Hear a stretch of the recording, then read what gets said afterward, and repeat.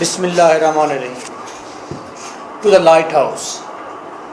Current novel کی بک میرے پاس ہے اینڈ پیج نمبر از 346. یہ غلام رسول سنز والوں کی بک ہے. میجر تھیمز ہم ڈسکس کرنے جا رہے ہیں. A few novels capture the ephemeral nature of life as poignantly as Virginia Woolf's The Lighthouse. A reality, when conceived of as a collection of fleeting moments, seems as chaotic and fluid as ocean waves. Each of the main characters struggles with this realization, and they all grasp for symbols of permanence and stability, despite their understanding of the transcendence of experience. For her, the steady stroke of the lighthouse light represents stability and permanence. Okay, us paragraph میں اب بتایا جا رہا ہے کہ fleeting movement کی collection جو ہے اس کو پرسیو کیا جاتا ہے، یعنی کہ ہیومن بینگ ٹائم کو ڈٹرمائن کرتے ہیں یا ٹائم کی جو موومنٹس ہیں ان کے ساتھ رہتے ہیں، ان کو ریکگنائز کرتے ہیں. اچھا، اس کے بعد یہ جو ٹائم کا ایک اوشن ہے، سمندر ہے، یہ انسان کے اوپر اس کا ایک الگ سے پریشر ہے، اور یہ ہو سکتا ہے کہ انسان کو آہستہ آہستہ یہ پریشر بوڑھا کر دیتا ہے. Know what type of lines are over there. ہم نے جو پیراگراف پڑھا ہے اس میں لائنز کیسی ہیں، باتیں کیسی کی گئی ہیں، کیا ہم ان کو لائن ٹو لائن ٹرانسلیٹ کر سکتے ہیں یا نہیں کر سکتے؟ آئی ول سے ناٹ. ہم ان کو پرسیو تو کر سکتے ہیں لائنز کو. Y? Because I don't know کہ کس کنٹیکسٹ میں یہ باتیں کی گئی ہیں، ان ورڈز کی کیا اوریجنلٹی ہے اور کس طرح سے یہ ساری باتیں کی گئی ہیں. آئی will not bother my self to translate line to line اور word meaning of this paragraph. I can give you concepts. میں کنسیپٹ دے سکتا ہوں آپ کو. For her the study stroke of light house light presents stability and permanence. For this reason she connects herself to it, unites herself with it, in the hope of gaining a smaller sense of connection both to her parent and to eternity. اب یہ ہر I think she is the writer کے لیے ہر کا استعمال کر رہے ہیں کہ اس وہ کہتے ہیں لائٹ جو ہے ایک پرماننٹ ہے. What is a light permanent? Light of the consciousness میں بھی اسٹریم آف کانشیسنس کو ہی لائٹ کہا گیا ہے. وہ پرماننٹ ہے، وہ پیور ہے. اچھا، اس نے اپنے آپ کو کنیکٹ کیا ہے اسی لائٹ کے ساتھ، اس نے اپنا کو یونائٹ کیا ہے اور پھر اس کو ایک سینس ملا ہے. وہ سینس کیا ملا ہے؟ موسٹ امپارٹنٹ سینس وہ ہے ایٹرنیٹی کا، لافانیت کا، ہمیشہ ہمیشہ کی زندگی کا، دائم کا. یعنی کہ جب وہ اسٹریم آف کانشیسنس تک پہنچی ہے تو اسے پتہ چلا ہے کہ human being is ڈٹرمائنڈ and solid and this human being is only this light. یہ اسٹریم آف کانشیسنس ہے اور یہ سالڈ ہے، اور اسی سے اس نے اپنے پریزنٹ سے تعلق بنایا ہے. پریزنٹ سے پریزنٹ ڈٹرمائن ہو گیا اور اس کا ایٹرنیٹی ڈٹرمائن ہو گیا. تو یہاں تک میں یہ بات کہنا چاہتا ہوں کہ رائٹر کہنا چاہتا ہے کہ جو رائٹر ہے ایکچولی ورجینیا وولف، اس نے ایک سینس گین کیا ہے. وہ سینس اسٹریم آف کانشیسنس کا ہے، وہ سینس ایک لائٹ ہے، اور اس سینس کو حاصل کرنے کے بعد اس کو ایٹرنیٹی، ہمیشہ ہمیشہ کی زندگی اور پریزنٹ کے ساتھ کنیکشن بنانے کا موقع ملا ہے. In fact, she seeks not only to unite herself with the permanent objects in the physical world, but also to unite her friends, family, guests in the creation of the lasting beauty. اب یہ ایک دلچسپ بات ہے کہ اب writer جو ہے نہ صرف اس کو ایٹرنیٹی ملی ہے، نہ صرف پریزنٹ، بلکہ اس کو اس فزیکل دنیا میں رہنے کا جواز بھی ملا ہے. فزیکل دنیا میں اس کا ریلیشن کیا ہے یہ بھی ڈٹرمائن ہو گیا ہے، اور پھر فیملی اور دوسرے لوگوں کے اندر اس کی کیا ورتھ ہے یہ بھی ڈٹرمائن ہوا ہے. ہمارے پیرنٹس میں سے کوئی ایک کی ڈیتھ ہو جاتی ہے، ہمارا فیملی ممبر ہوتا ہے نا، ہم اسے کیا ساری زندگی یاد کرتے ہیں؟ یس، ہم یاد کرتے ہیں، چاہے ہمیں کتنا بھی غصہ کیوں نہ ہو، ہم اس کو یاد ضرور کرتے ہیں، یعنی کہ وہ ہمارے پارٹ میں رہ جاتا ہے، وہ ہمارے حصے میں رہ جاتا ہے۔ کبھی ہم غور کریں تو مجھے لگتا ہے کہ کیونکہ ہم انہی کے وجود سے بنے ہوتے ہیں، انہی کے وجود سے ہم ڈٹرمائن ہوئے ہوتے ہیں، تو بھئی یہ کوئی نیچرل ایک لازمی رابطہ ہے، کوئی مضبوط ریلیشن ہے۔ دیکھیں نا، اکثر لوگ اس لیے کہتے ہیں جی ابا جی اس لیے یاد آتے ہیں کیونکہ ایک بہت لمبا عرصہ 20 سال زندگی کے اس کے ساتھ گزارے ہیں، اگر کسی اور شخص کے ساتھ بھی گزارے جاتے تو پھر بھی اتنا ہی دکھ ہوتا ہے یا اتنا ہی یاد کرتے ہیں۔ لیکن میں یہ بات نہیں کہنا چاہ رہا، میں کہنا چاہ رہا ہوں کہ اس کے ساتھ ہمارا کوئی نیچرل، کیونکہ اسی کے وجود سے پیدا ہوئے ہیں تو نیچرل ریلیشن ہے کوئی، تو اسی لیے ان کی ڈیتھ کے بعد بھی وہ ہمارے پاس موجود رہتے ہیں، ہمارے ذہن میں رہتے ہیں۔ اٹس مین دیٹ انسان کے اندر، اس کے اسٹریم آف کانشیسنس کے اندر بہت سارے عکس رہتے ہیں، بہت سارے امیج رہتے ہیں، تو ان کے ساتھ پھر کوئی کنیکشن ہمارا ڈیٹرمائن ہوتا ہے۔ میں دوبارہ بات کرتا ہوں، رائٹر نے، میں ورجینیا وولف کی بات کرتا ہوں، رائٹر نے اپنے اسٹریم آف کانشیسنس کی بیم کو پہچانا، اس کی روشنی کو پہچانا۔ جب اپنے اسٹریم آف کانشیسنس کو دیکھ لیا، اس نے ریئلائز کر لیا، اس کے اندر ایک سینس پیدا ہو گیا، وہ سینس میں تو کہتا ہوں اس کی ایگزسٹنس کا سینس ہے کہ کائنات میں، کائنات سے لے کر ایک چھوٹے سے گھر تک اس کی ایگزسٹنس کیا ہے، اس کی اوریجنلٹی کیا ہے، اس کی حقیقت کیا ہے، اور فزیکل دنیا سے اس کا کیا کنیکشن ہے۔ ذرا بات دیکھیے گا، کوئی شاید آیا ہے، اسے ذرا دوسرے گیٹ کا راستہ بتا دیں۔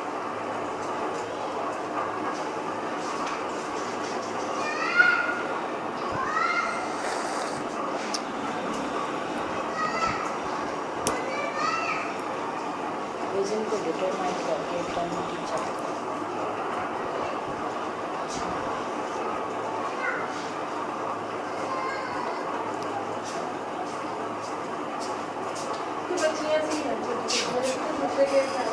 پیاری تھی، یہ چنگڑ تھی، اچھا پھر خیر ہے۔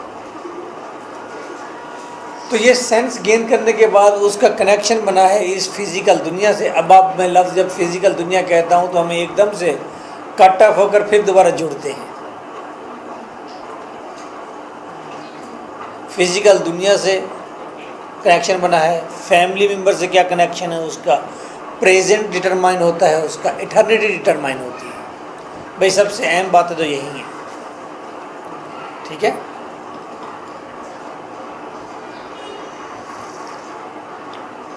اچھا، whereas Mrs. Ramsay's search for a permanence lies in the emotional rhyme of experience.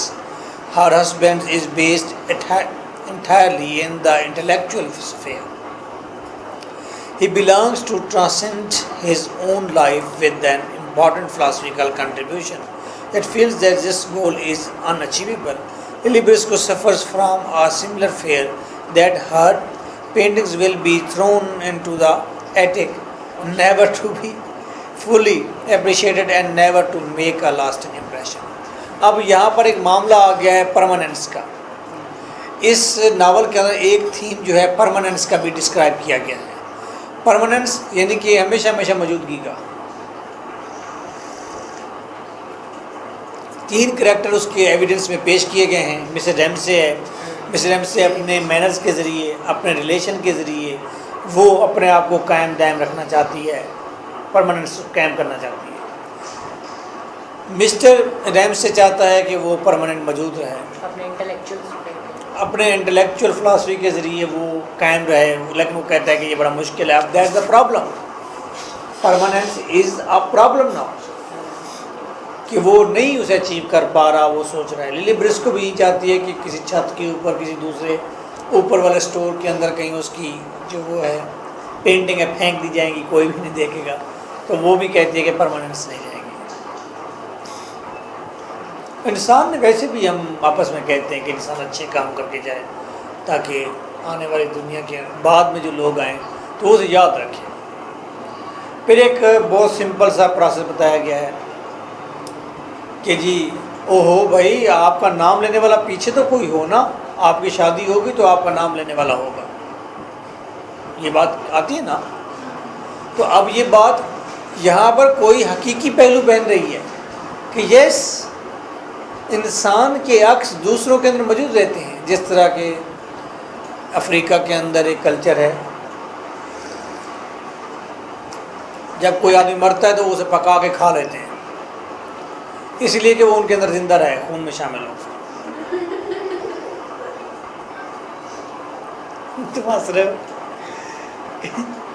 تو یہ معاملات یعنی کہ پرماننس کا یہ بھی ایک ہے کہ فیملی ممبرس کے ذہن ان کے عکس بھی موجود ہیں.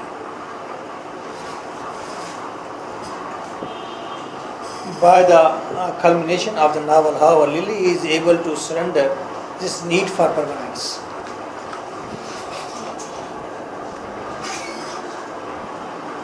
It is this need for permanence. And she is thus finally able to fulfill her artistic vision. She finally embraces the ephemeral nature of the countless experiences that constitute our lifetime. سمجھنا پڑے گا. ایفیمیریل کون سی nature ہے؟ Any one of you?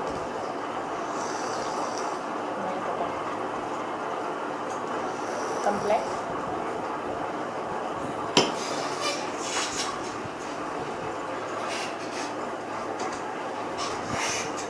ایک نہیں ہوگا.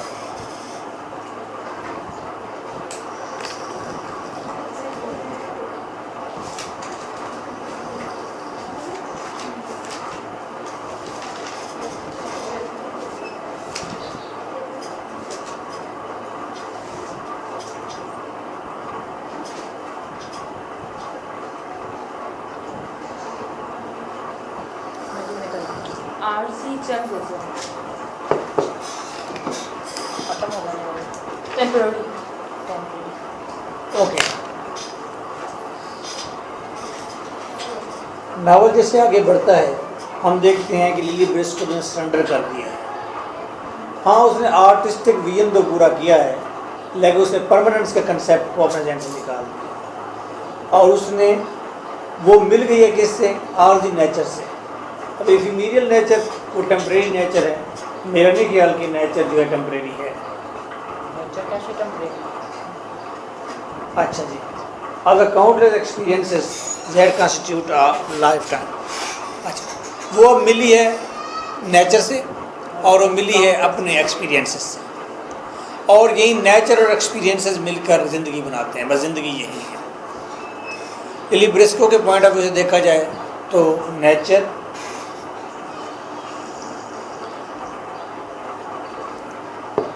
اور experiences یہ مل کر کیا بنتے ہیں؟ یہ زندگی کو کانسٹیٹیوٹ کرتے ہیں, زندگی بناتے ہیں.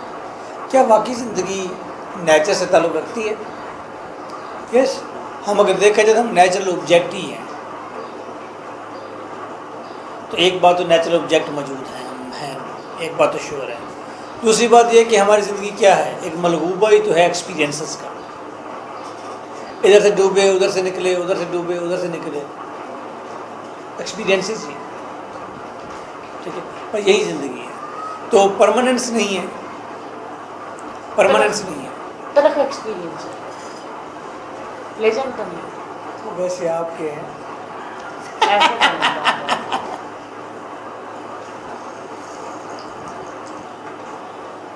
بال کا شیڈ بھی تو ہے نا, ادھر ڈوبے ادھر نکلے.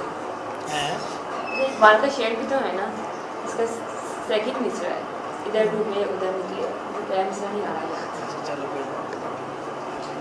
Virginia Woolf's To the Lighthouse is G Kulsoom per. Virginia Woolf's To the Lighthouse is creating a reality that is completely constructed by the collection of the multiple subjective interiorities of its characters and presented in a stream of consciousness format. لیں جی, اب to the light house کے اندر reality کو create کیا گیا ہے. کیسے create کیا گیا ریئلٹی کو؟ دیکھو میں اب یہ کہتا ہوں یہ میرے پاس پین ہے، پین از ریئلٹی، سب کو نظر آ رہا ہے that is reality. This is not reality. اب یہاں دیکھنے کا اینگل بدل جائے گا.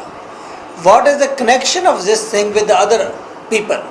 What is the connection of this thing with its material rubber? What is the connection of this thing with this nature? What is the permanence of it? اور اس کے ہونے سے کیا افیکٹس ہیں لوگوں کے اوپر، اس کے نہ ہونے سے کیا افیکٹس ہیں. دس از دا ریئلٹی. اب ریئلٹی یہ ہے، یہ فزیکل ایک چیز سامنے ہے کہ that is not real. Relation reality اس کے ساتھ جڑے ہوئے سارے ریلیشن کی ہے. اس کے افیکٹ جو پڑتے ہیں اس کو. ریئلٹی تو یہی ہے کہ اگر میں یہی چیز جاہل ترین لوگوں کے درمیان میں جو رکھوں، جنہوں نے کبھی پین نہیں دیکھا، ان کے درمیان رکھوں گا، دین اس کی کوئی بات نہیں ہوگی. وہاں پر اس کی ایگزسٹنس کیا کوئی اور اینگل ہوں گے. لیکن جب آپ کے درمیان رکھیں گے، آپ پڑھے لکھے لوگ ہیں، تو آپ کے درمیان اس کی ایگزسٹنس کے اور اینگلز ہوں گے. تو اصل میں جو اینگلز ہیں these are the real, that is the reality. نہ کہ اس کا اصل میں ہونا ریئلٹی ہے. کیونکہ اگر اس کا ہونا ریئلٹی ہے تو ہر جگہ پر وہیں ریئیکشن ہی آتا، وہیں ہی اینگل بنتا جہاں بھی لے کر جاتا. پھر مختلف جگہوں پہ اس کی ریئیکشن کیوں بدل جاتے ہیں؟ اس کو اس پین کو آپ اٹھا کر سمندر میں پھینک دیں، ایک فش کے لیے یہ کوئی اور اینگل بنائے گا، اس کے لیے کوئی اور چیز ہوگی ہے، شاید وہ اس سے پلے کرے، کھیلے. تو مختلف کریکٹر بنا کر آپ نے دیکھا ہے کریکٹرز کے معاملات ڈسکس نہیں کیے گئے. کریکٹرز کے جو ساروز تھے، سفرنگس تھی، جیسے کہ آپ نے ایڈم بیٹ پڑھا ہے. ایڈم بیٹ کے اندر کیا انسانوں کی سفرنگ کو ڈسکس کیا گیا ہے، شیکلز کو ڈسکس کیا گیا ہے. لیکن یہاں پر نہ شیکلز کو نہ سفرنگ کو ڈسکس کیا گیا ہے. اگر کسی سفرنگ کو ڈسکس کیا گیا ہے that is eternal suffering. These are the real sufferings, not the physical. Only she determined the physical world with the character. تو کریکٹر کے ساتھ ہونے والے معاملات، کریکٹر جو کرتا ہے، کریکٹر کی موومنٹ ہے، تو اس کے ساتھ کسی ریئلٹی کو اس نے ایکسپوز کیا ہے. میں بات کو ذرا سمپل کر دیتا ہوں. میرا بیٹا، حقیقت یہ دنیا نہیں ہے، حقیقت ہمارا یہاں بیٹھنا اور سوچنا نہیں ہے. حقیقت ہمارے ساتھ جڑے ہوئے سارے کے سارے کنیکشن ہیں. ٹائم کا کنیکشن، پریزنٹ کا کنیکشن، ہماری موجودگی، ہمارے پرماننٹ ہونے یا نہ ہونے کا کنیکشن، نیچر کا کنیکشن، ہمارے فیملی ممبرز کا کنیکشن. یہ چیزیں امپورٹنٹ ہیں کیونکہ اس سے ہم ڈٹرمائن ہو رہے ہیں. اچھا آپ اس بات کو ذرا یوں لیں گے،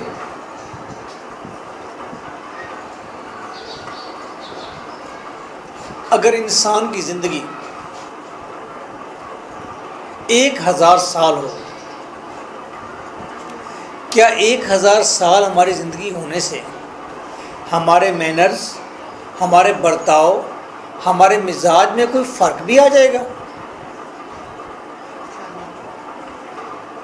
کیا خیال ہے آپ کو؟ ہمارے اٹھنے بیٹھنے، ہمارے کاروبار کرنے کے طریقے، ہمارے کھانے پینے کے طریقے، رہن سہن کے طریقے، ہمارے برتاؤ، ہمارے ریلیشن، ہمارے کنیکشنز، ہمارے فیملی، کیا ان کے اوپر کوئی افیکٹ پڑے گا؟ بہت زیادہ لمبی نہیں ہو جائے گی ایک انسان کب تک کوئی چیز کرتے کرتے تھک جاتا ہے. وہ جیسے آپ کو کہتے ہیں کہ انسان ایک اسٹیج تک آنا چاہتا ہے، جب وہ وہاں پر آ جاتا ہے تو پھر نیکسٹ بھی پھر اسی اسٹیج میں واپس چلا جاتا ہے. میچورٹی آ جاتی ہے. میرا خیال ہے کہ زبردست قسم کا افیکٹ پڑے گا اور ہم ٹوٹل چینج ہو جائیں گے. ہمارے برتاؤ تبدیل ہو جائیں گے، ہمارے کنیکشن تبدیل ہو جائیں گے، ہمارے اینگلز اپنے ہی بارے میں ہمارا ویو بدل جائے گا. بیٹا دیکھو، آپ کو جو پاس جو لٹریچر ہے، لٹریچر جب کہہ رہا ہوں تو میں ریلیجس لٹریچر بھی کہہ رہا ہوں، سارا کہہ رہا ہوں، جو بھی لٹریچر ہے. دیکھیں آپ کے 70 سالہ زندگی کو سامنے رکھ کر ہی اس کو ڈٹرمائن کیا جاتا ہے. آپ کی اخلاقیات ویسی بنائی جاتی ہیں، آپ کے بزنس بھی ویسے ہوتے ہیں. ایک آدمی کہتا ہے کہ میں 30 سال کی عمر میں سیٹ ہو جانا چاہیے مجھے، پھر بچے پیدا کرنے چاہیے، پھر اسے پتہ ہے کہ یار میں نے مر جانا ہے، پھر اس نے آخری 10 سال نیک کام اچھے کاموں میں گزار دینا ہے، ویسے جو روٹین میں آ رہا ہے۔ اگر 1000 زندگی ہوگی تو پھر کیسے ہوگا؟ پھر لوگ کہیں گے اوہ ابھی تو بڑا ٹائم پڑا ہوا ہے، ابھی تو ہم نے کھیلنا کودنا ہے 100 سال، پھر ہم دیکھیں گے کیا کرنا ہے آگے۔ 500 سال تک جب پہنچے گا تو پھر وہ کہے گا جی مجھے اب کچھ سمجھ آئی ہے دنیا کی، میں نے اب مارس بھی دیکھ لیا ہے، میں نے مون بھی دیکھ لیا ہے، میں نے کچھ اور جگہوں کو بھی ایکسپلور کرنے کی کوشش کر لی ہے، میں نے کچھ انوینٹ کرنے، میری بات آپ فالو کر رہے ہیں؟ جی سر. تو ہمارے ٹائم کی وجہ سے ہمارے ایگزسٹنس کی ڈٹرمینیشن میں فرق آتا ہے۔ کہنے کا مطلب ہے کہ ٹائم کا جو سپان ہے، ٹائم جو ہے، دیکھیے وہ ٹائم کا ہماری ایگزسٹنس پر، ہمارے ہونے پر کتنا اثر ہے۔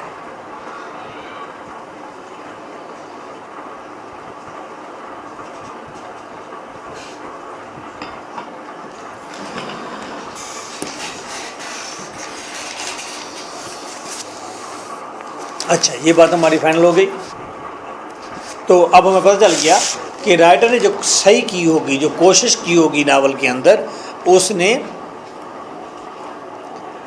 ریئل کسی چیز کو ایکسپلور کرنے کی کوشش کی ہے۔ اسے یہ نہیں بتایا کہ ہاں اگر ہم 20 سال کی عمر میں اچھی غذائیں کھائیں اور 30 سال تک بہت کیئر کریں تو ہماری زندگی بہت بہتر اور بیماریوں سے پاک گزر سکتی ہے۔ These are physical realities, but she is not talking about this, she is talking the original reality. Time ہے تو اس سے ہماری ایگزسٹنس پر کیا افیکٹ پڑتا ہے۔ لیں جی آگے چلتے ہیں۔ تو یہ سبجیکٹو انٹرٹیز ہیں، یہ ہماری انٹرنل کوئی سبجیکٹو چیزیں ہیں، اسے جو وہ کی ہیں، اس نے اپنی پرسنل، مطلب ہے رائٹر نے خود اپنی جو، یا ہر شخص جو اپنی ایکسپیرینس کرتا ہے وہ چیز پیش کی گئی ہے۔ اچھا اس سب چیزوں کو اسٹریم آف کانشیسنس میں، اب اس سینٹینسز میں یہ کہا گیا ہے کہ انسان کو ڈٹرمائن کیا گیا ہے، ریئلٹی کو ڈٹرمائن کیا گیا ہے، کیسے؟ پرسنل، سبجیکٹو کو انٹرنل چیزیں ڈسکس کر کے۔ جی Woolf creates a fictional world in which no objective, omniscient narrator is present. There is proliferation of accounts of the inner processes of the characters, while there is a scarcity of expositional information.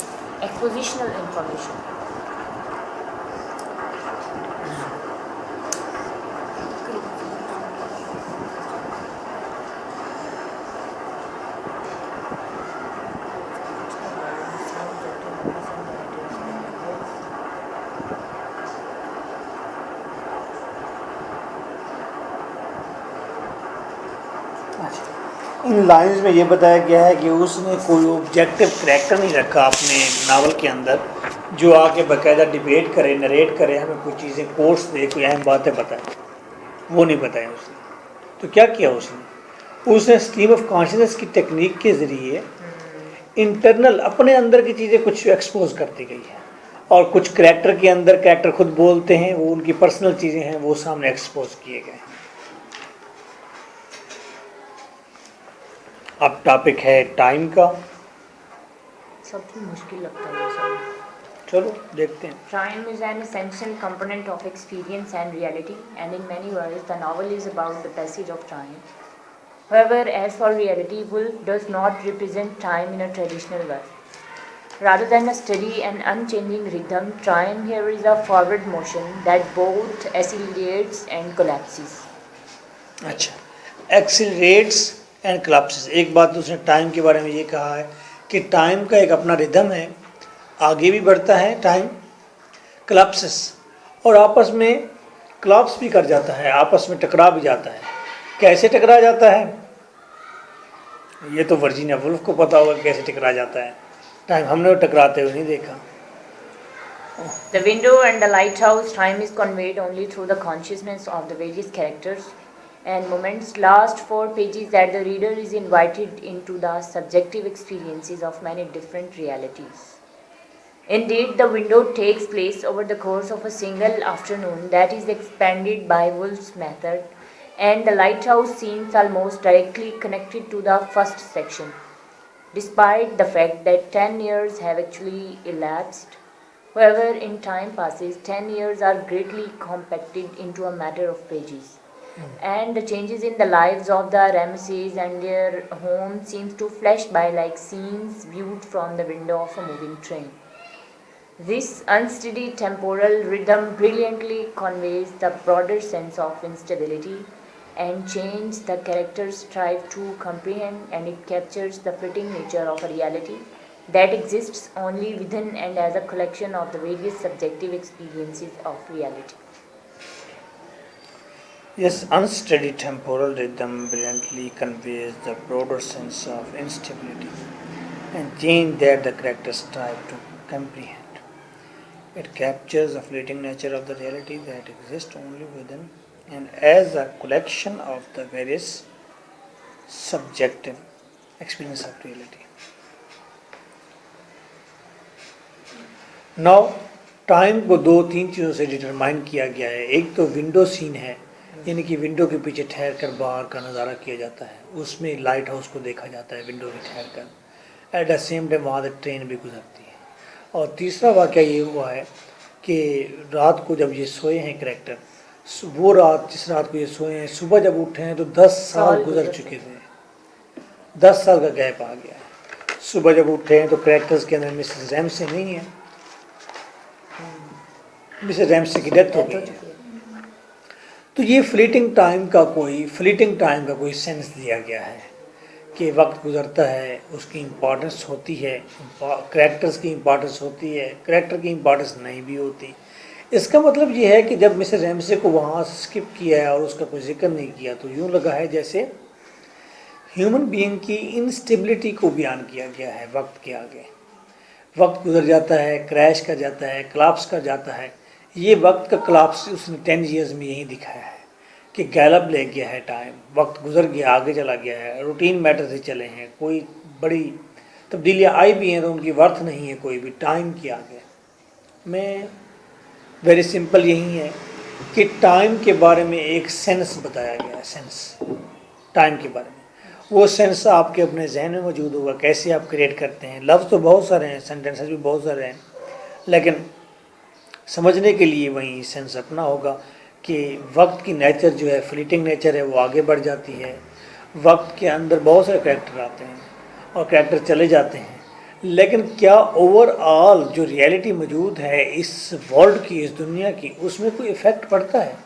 मेरे हमसायों में कौन बूढ़ा है, कौन बीमार है, कौन heart patient है, किसकी डेथ हो चुकी है, किसने उनका नुकसान किया है, मेरी ज़ात पर कोई इफ़ेक्ट नहीं है, अगर उसका कोई असर नहीं है तो these are also reality. That is reality. जैसे रैम से चली गई है तो तमाम दुनिया तो उससे इफेक्ट नहीं हुआ उसका. इसका मतलब वक्त, दुनिया, नेचर, इसके अंदर बहुत सारे नुक्ते उभरते हैं, डूबते हैं, उभरते हैं, डूबते हैं, उभरते हैं, डूबते हैं. हम जलते बुझते रहते हैं, कोई जल जाता है, कोई बल्ब रोशन हो जाता है, कोई बंद हो जाता है. तो इससे इस बात को टाइम के हवाले से मैं यूँ डिटरमाइन करूँगा. एक थेरी लेटेस्ट टाइम में आई है, वो थेरी ये थी कि ये जितनी भी यूनिवर्स है, इसके अंदर जितने भी जानदार चीज़ें हैं वो एक नुक्ते की मानद है. उसमें ट्री भी है, उसमें ह्यूमन भी है, उसमें लायन भी है, उसमें स्टार भी है, मून भी है. हम सारे क्या हैं? नुक्ते की मानद हैं, जो टाइम की एक लेयर के अंदर, वेव के अंदर. क्या कर रही हो? क्या कर रही हो? अपने काम निकाल रही थी? नहीं, लेक्चर निकाल रही थी. तुम लूट टू द लाइट हाउस नहीं पढ़ने आई? बीच में से शुरू करूंगी तो कहाँ से समझ आएगा? मुझे स्टार्ट ही मुझे पहला था. तो कम से कम जो बातें कह रहे हैं वो तो समझो. अब थेरी नहीं बता रहा हूँ तो बताना शुरू किया अभी.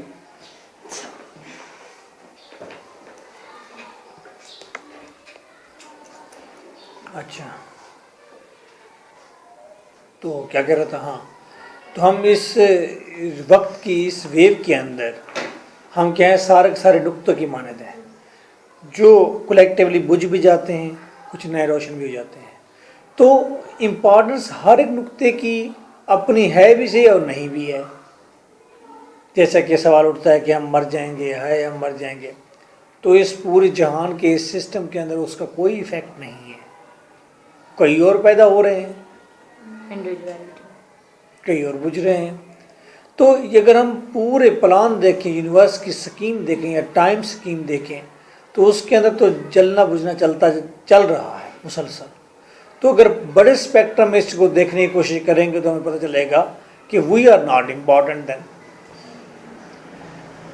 When we com to know the reality کہ اگر ایک ویو کے اندر بس انسان جانور جلتے ہیں بلب کی طرح اور بجھ جاتے ہیں, تو پھر آپ کو اپنے آپ کو ڈٹرمائن کرنے یا پرماننس کے لیے آپ کی خواہش نہیں ہوگی. آپ ایک بڑی ریئلٹی کو جب جان جائیں گے.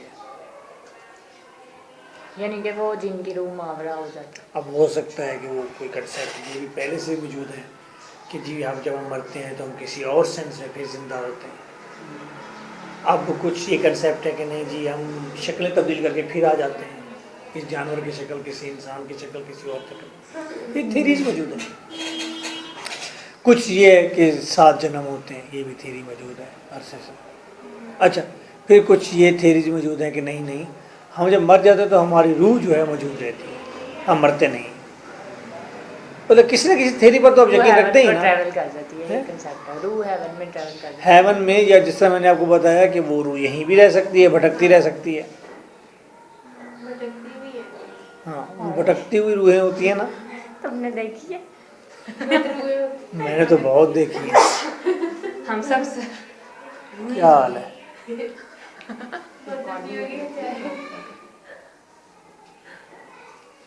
Okay G.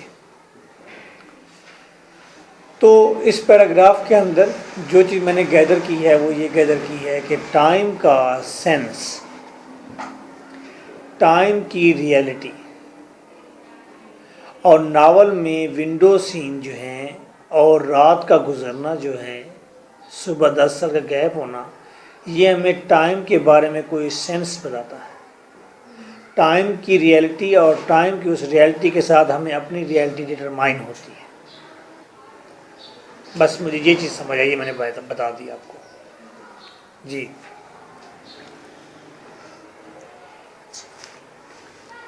The lighthouse is distant, old and set against a landscape that fades to the farthest horizon, encompassing the length of visible space. This is a majestic image of a pillar of presiding stability and constant observation.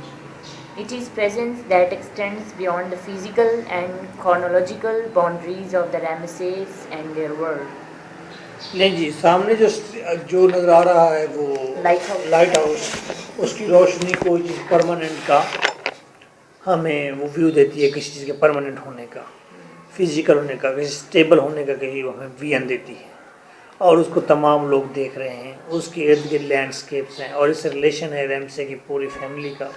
یعنی کہ میں تو یہی کہتا ہوں کہ light house جو ہے بنایا گیا ہے, actually that is a symbol of our stream of consciousness. مجھے لگا یہ کہ ہمارے اسٹریم آف کانشیسنیس کا سمبل ہے. تو ہر کوئی یہاں تک پہنچنا چاہتا ہے, ٹریول کرنا چاہتا ہے, ہر کوئی اسے جاننا چاہتا ہے, ہر کوئی اسے تکتا رہتا ہے. اور یہی وہ چیز ہے جو پرماننٹ بھی ہے, جو کہ سمندر میں, وقت کے سمندر میں ٹھہرا ہوا بھی ہے, اسٹیبل بھی ہے. اور یہ آئیڈیل بھی ہو سکتا ہے کہ اس کو ایسے ٹھہرے رہنا ہے, ہمیشہ قائم رہنا ہے. لیکن ہمیں پتہ ہے کہ یہ ایک مٹیریل کا بنا ہوا ہے اور آخر اس کی ایک لیمٹ ہے, یہ پتہ ہے ہمیں. لیکن ویو جو بنتا ہے ایسا لگتا ہے کہ پتہ نہیں کتنا عرصہ. تو یہ اسٹریم آف کانشیسنیس کا سمبل ہے اور ہماری اسٹیبل ہونے کا سمبل ہے. اس کا مطلب یہ ہوا کہ اسٹریم آف کانشیسنیس جو ہے وہ قائم رہے گی. ہم مر بھی جائیں گے تو وہ موجود رہے گی, جس کو ہم روح کہہ رہے ہیں, جس کو ہم اوریجنل کہہ رہے ہیں, جس کو لائٹ کہہ دیں, تھاٹ کہہ دیں, وہ موجود رہے گی. اس کا مطلب ہے جب کوئی رائٹر لکھتا ہے تو وہ اپنے تھاٹ کو لکھتا ہے. جب تھاٹ کو لکھتا ہے تو وہ اسٹریم آف کانشیسنیس کو لکھتا ہے, اسی لیے اس کے پرماننٹ ہونے کا کلیم کرتا ہے. کبھی ایسا ہو سکتا ہے کہ انسان مر جائے اور اس کی اسٹریم آف کانشیسنیس کو دوسرا کوئی استعمال کر سکے, اس کو سیو کر لیا جائے. ہاں ٹھیک کہہ رہی ہے. یہ جو روحیں کیپچر کرنے کا کنسیپٹ ہے مجھے لگتا ہے یہ اسی سے جڑا ہوا ہے, اسٹریم آف کانشیسنیس. وہ کسی کے دوسرے کے اسٹریم آف کانشیسنیس کو. اچھا آپ یہ دیکھیں, بہت سارے لوگ تو اپنے تھاٹس لکھتے ہیں لیکن زیادہ پرماننٹ پھر کس کی تھاٹس ہوں گی؟ جس نے زیادہ قریب سے اسٹریم آف کانشیس کو نکال کے رکھا ہوگا وہاں، وہ زیادہ پرماننٹ رہے گا، اس کو وسعت زیادہ ہوگی۔ اس حوالے سے پھر کرائسٹ جو ہے مجھے لگتا ہے کہ اس نے اپنے وجدان کے اندر، وجدان جسے کہتے ہیں جو میڈیٹیشن کے اندر وجدان میں کہتے ہیں جو پرافٹ ہیں ان کے اوپر وحی جب آتی ہے تو میڈیٹیشن میں تنہائی میں ہوتے ہیں، لیکن وہ central us stream of conscious سے وہ چیزیں نکالتے ہیں، جب لے کر آتے ہیں تو ان کی پرماننس بھی بہت بڑی ہے۔ دیکھیں یہ بھی موجود ہے، جو کوشش کرتے ہیں اپنی کلٹیویٹڈ تھاٹ کے ذریعے وہ بھی ڈیڈ ہو جاتی ہیں۔ مطلب کتنے اب کالمسٹ ہیں، کتنے لوگ ہیں انہوں نے لکھنے کی کوشش کی ہے بٹ دے کانٹ رائٹ ہے، جو پرماننٹ نہیں ہوئے، جنہوں نے وجدان میں آ کے لکھی ہے۔ ایون کے وجدان میں آپ یہ دیکھیں بابا بلے شاہ ہے یا شاہ حسین ہے یا دوسرا ہے، اور علامہ اقبال نے کچا مارے ہیں سارے۔ آپ کو پسند نہیں ہے تو کوئی مسئلہ نہیں ہے نا، کلٹیویٹڈ تھاٹ دی ہے نا علامہ اقبال نے کلٹیویٹڈ تھاٹ دی، یہ تو ہے۔ مسلمانوں کو اکٹھا کیا ہے، یہ بڑا ضروری تھا اور اہم کردار اس نے ادا کیا ہے، گو کہ اس کا نقصان ہوا ہے، ہاں اس کے ذہن میں تو نہیں تھا کہ نقصان ہوگا اس کا، وہ تو فائدے کے لیے کر رہا تھا نا، اس نے آپ کے ضابطے سے لیکن اس نے وجدان کے اندر یہ باتیں نہیں کی۔ لوگ کہتے ہیں وجدان میں کی ہیں، وہ کہتے ہیں جو جن کی اپنی سوچ کلٹیویٹڈ ہو۔ ٹرو وجدان میں جو لوگ ہوتے ہیں تو وہ تو بہت بڑی بڑی باتیں کرتے ہیں۔ اب رات میرے پاس ایک مہمان آئے ہوئے تھے، وہ ہمارے اسی علاقے کے بڑے بزرگ ہیں، انہوں نے ہمارے کسی اور دوست کو کہہ دی ایسی بات، انہوں نے کہا جی اس نے کہا جی آپ مومن ہیں، اہل تشیع ہیں؟ وہ کہ نہیں جی میں مومن نہیں ہوں، میں مسلمان ہوں۔ تو اس نے کہا کہ مسلمان دی ہسٹری کوئی چنگی ہسٹری تو نہیں، اب اسے یہ کہہ دیا تو میں بھی چپ ہو گیا، وہ بھی چپ ہو گئے، سارے چپ ہو گئے۔ مطلب انہوں نے آپ کو ایک طرح سے اب پریونٹ کیا تھا۔ جب اس نے کہا کہ مسلمان کی ہسٹری اچھی نہیں ہے تو ہو سکتا ہے اس کے ذہن میں صرف وہی کلٹیویٹڈ تھاٹ ہو، کون سی والی؟ جو جنگوں والی تھی، وجدان والی نہ ہو، اس کے ذہن میں وہی کلٹیویٹڈ تھاٹ۔ دوسرے کہہ دیجیے جو لوگ وجدان والے ہیں وہ کہتے ہیں سب سے اچھا ہے، بہترین ہے، وہ یہ کہیں گے اپنے اپنے ایکسپیرینس کے مطابق، اپنے اپنے ذہن کے مطابقت کے مطابق اچھا لگتا ہے نا ہر انسان کو۔ آئیے آگے دیکھیں۔ The lighthouse offers a life force to Mrs. Ramsay and her family, propelling both the plot. The novel opens with the conflict surrounding James' desire to go to it, and the streams of consciousness that ensue. It has a clear and significant presence in this world, yet it is inanimate, not conscious, and it is a figure characterized by its distance from the immediate events of the novel. It seems somewhat elusive and intangible, having indistinct boundaries and features. The setting of the lighthouse recedes into a realm uninhabited by man, and therefore signifies a realm and life force that the characters cannot enter themselves. It is distant, intangible, and elusive. آگے چلیں۔ Yet its qualities are permanent and ever present. The lighthouse is Mrs. Ramsay's source of stability and permanence, and it is the force that defines and joins the members of the Ramsay family. It is even present in their home during the 10 years that the family is not there, presiding over the abandoned house. Light house کے بارے میں جو view دیا جا رہا ہے، ایک تو مسز ریمسے کے لیے وہ ایک پرماننٹ چیز ہے، ڈسٹنٹ پر ہے، تو تھوڑی سی وہ کنفیوزنگ بھی ہے، that is not clear one. یہ ایسا لگتا ہے جیسے تمام کریکٹرز کے لیے لائف بھی ہو، فورس آف لائف بھی ہو۔ اچھا، یہ مسز ریمسے کو ڈٹرمائن کرنے کا موقع دیتی ہے، اس کو پرماننس کا تھوڑا سا اسے ویو دیتی ہے، اور یہ لائٹ جو ہے یہ اسٹریم آف کانشنس ہے یا یہ جسٹ ایک لائٹ ہے، واٹس ایور، یہ ایک چیز طے ہے کہ ہر جگہ ان کے گھر تک یہ موجود ہے۔ یعنی کہ اگر اس لائٹ کو جسٹ آپ یہ لیں کہ یہ that is a symbol of permanence, یہ پرماننس کا سمبل ہے، تو یہ ان کے گھر میں موجود رہتی ہے، اس وقت بھی موجود رہتی ہے جب وہ یہاں پر نہیں ہوتے، اور مسز ریمسے کے بعد بھی موجود رہتی ہے۔ تو کہنے کا مطلب کیا ہے؟ کہنے کا مطلب یہ ہے کہ اسٹریم آف کانشسنس میں بھی پرماننٹ، میں بھی یہ کنسیپٹ دینا چاہتی ہیں. ڈٹرمائن. اوکے، بس میرے خیال میں آج کے لیے اتنا کافی ہے. ہاف ہو گیا، ہاف نیکسٹ ہے. پھر آگے ٹائم دیا ہوا، ٹائم ڈسکس کیا تو ہے. اچھا نہیں لکھا ہوا. نہیں لکھا ہوا.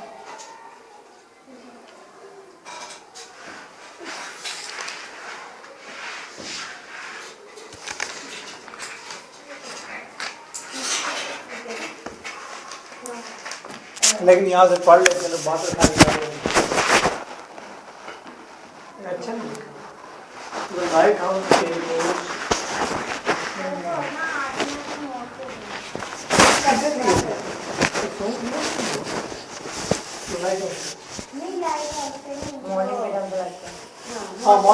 مجھے بھی کہا تھا سب کو بھی جا رہی ہے نوٹس، میں نے لے لیے تو کل دے دوں گی، سمجھ آ جائے گی.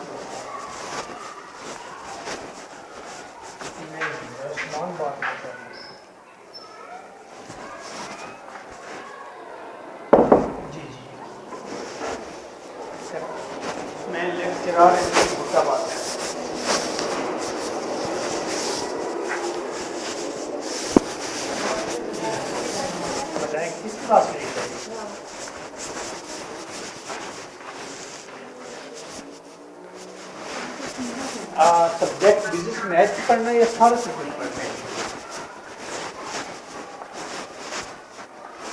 یہ تو پہلے بھی میری آپ سے بات ہو چکی ہے. جی جی جی میں نے بھیجا ہے.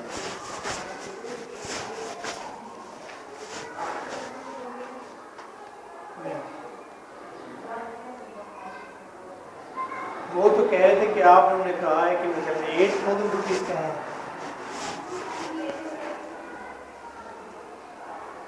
تو آپ نے کیا بتایا تھا؟ رائٹ.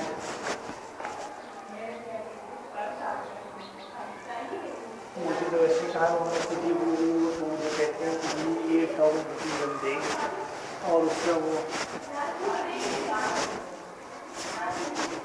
اچھا ابھی تو میں بات کر رہا تھا، میں نے پھر اس لیے آپ کو ٹچ نہیں کیا. میں نے کہا آپ فی بڑی کم دے دیں. میں نے تو اسی لیے آپ کو دوبارہ ٹچ نہیں کیا. میں نے کہا کہ آپ فی بڑی کم دے رہے ہیں شاید اسی لیے ٹیچر کے.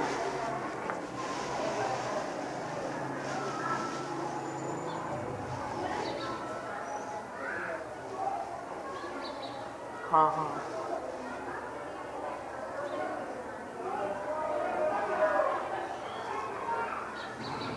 چلیے میں آپ کو نا کوئی اور ٹیچر ارینج کر کے دیتا ہوں.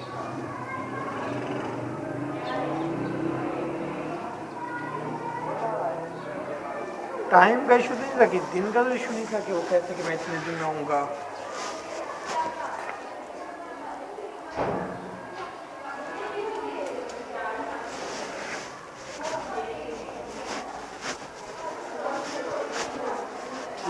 چلے بھائی میں نا کوئی اور ٹیچر آپ کو اچھا سا ارینج کر کے. وہ ٹیچر بڑا اچھا تھا.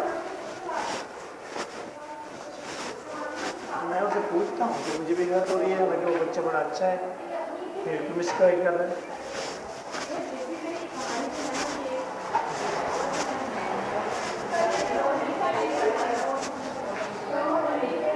مجھے لگ بھی ایسا رہا ہے کہ یا تو کسی سے بہت زیادہ اس نے ایک جواب پیش کر دیا، لیکن ایسا کرنا نہیں چاہیے تھا. پھر بتا دیتے کہ جی میں نہیں جا سکتا.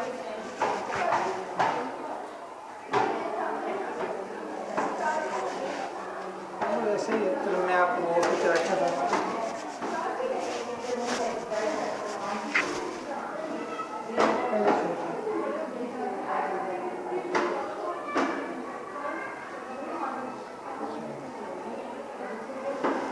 بزنس میتھ اور اکنامکس میں آپ کو ایک اور ٹیچر نا دیکھ کے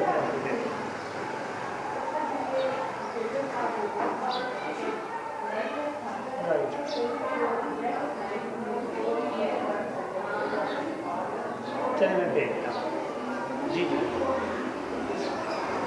یہ ٹیچر تو بہت سارے ہیں لیکن ٹیچر کو اویلیبل جو ہو تو میں اس کو بھی دیکھتا ہوں اور وہ ٹیچر بھی اچھا ہے. میں خود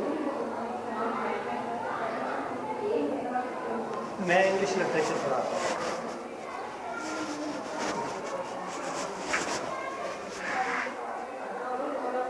میں کوشش پوری کروں گا. Thank you.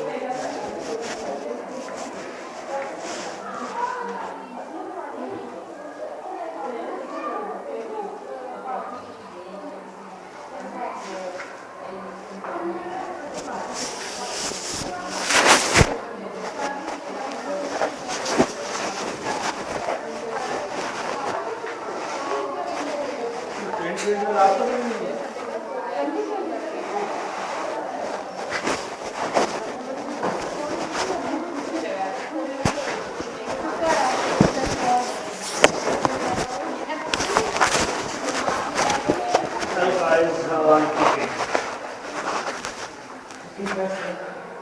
only pretty fair single other are sick. Are you sick? Are you pretty fair? Yes, then you have to speak. Why are you not speaking? I said, how are you keeping? You are totally sad. Okay, nice. Okay. Today, first of all, you come here. Come here. Okay.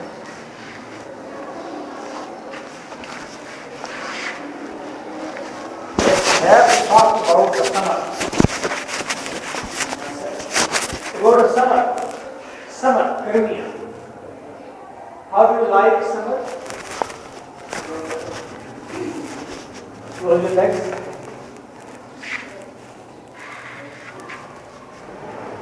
But you must think easy. Tell me about summer in Pakistan. What are the activities of summer? What is the beauty of summer? What type of fruits are over there? What type of flowers are over there? How people drink things, eat things. How they spend summer in Pakistan, especially in Lahore. Yes. No. English.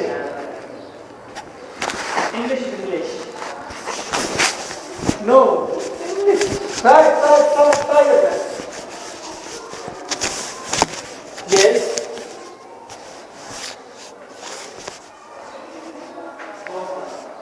No summer. Tell us, say something.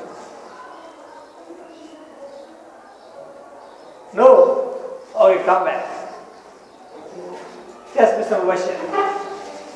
Mr. Mubashir. Carry on, don't be shy, yaar. Yes. Yes. After the 1 month summer period comes and in summer we never too much smaller. In Lahore and in total Pakistan.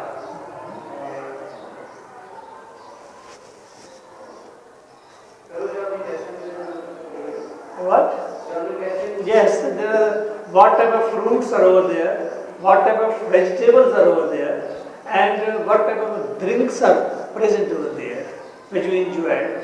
How people spend their evenings, what they do in morning, what they do in noon. Oh, tell us.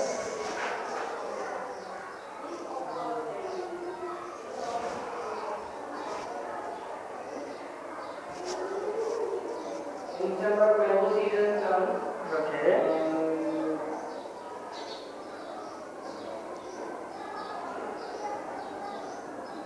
Do you like mangoes? Okay, little bit. Okay.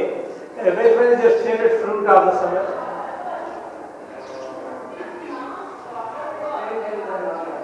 Melon, watermelon, melon. Okay. And how the people spend their evenings in the summer? And then, okay, and noon.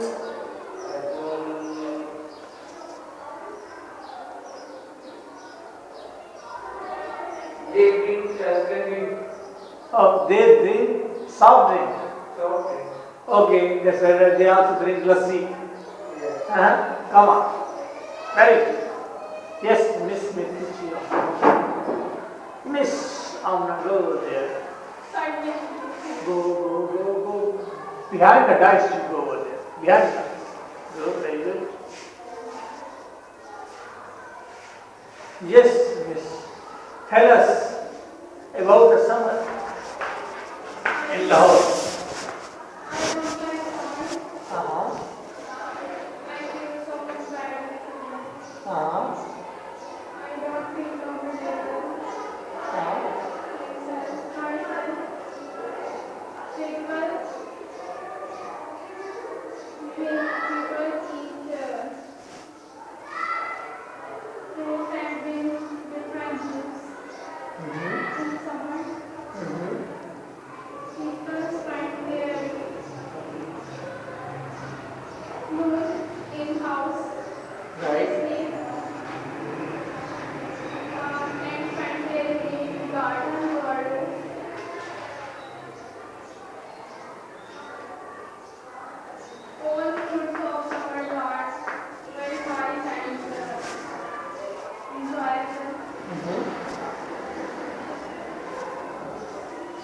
Okay, come back.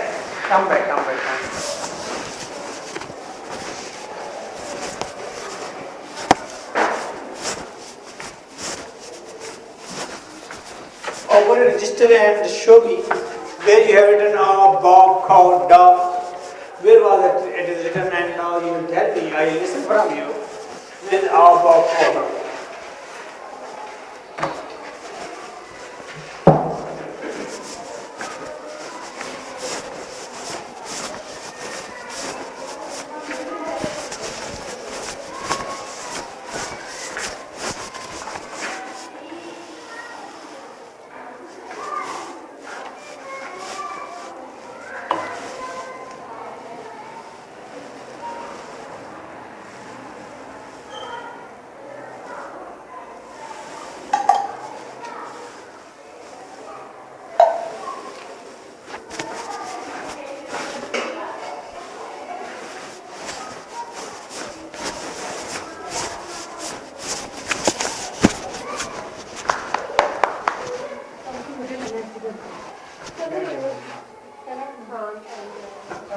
Kalsum, आपने जल्दी नहीं जाना।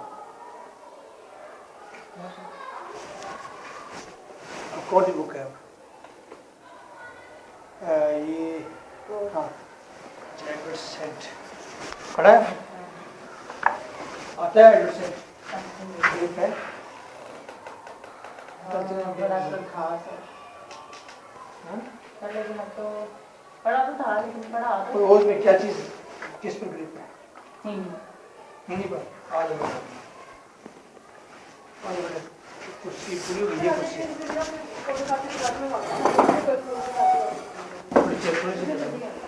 थोड़ी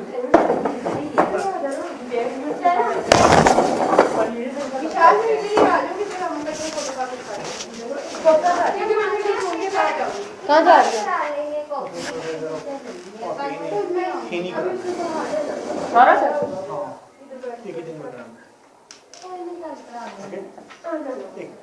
एक आप पूरा वो कराना है और इसको रिकॉर्ड भी करना है, अच्छा सा कराना, ठीक है? हाँ इसके बाद में डिफरेंस रेवोल्यूशन करवा दीजिएगा 2 मिनट में कम से कम। फ्रेंच रेवोल्यूशन को गुजारा नहीं है, क्योंकि मैं कल करवा चुकी हूँ ना, मुझे इसलिए गुजार दूँगी। बताओ जी फ्रेंच रेवोल्यूशन से क्यों बताया अब मैं बताऊं वो लंबा चैप्टर पूरा आधा घंटा नहीं पढ़ना लंबा नहीं जो आपने लिखा हुआ उतना ही नहीं वो फिर बताना तो पूरा इसी वजह से तो कहा है ना कि आप ही करवाओ फिर पौना घंटा लगेगा उसके लिए बैठो फिर चलो आप ही नहीं कराएंगे आप जाए आपने फीट मारे थे दिया मैंने देखी हाँ जी अभी आए 2 दिन में आया फीस फिर हम महीना पूरा करके भाग देंगे नहीं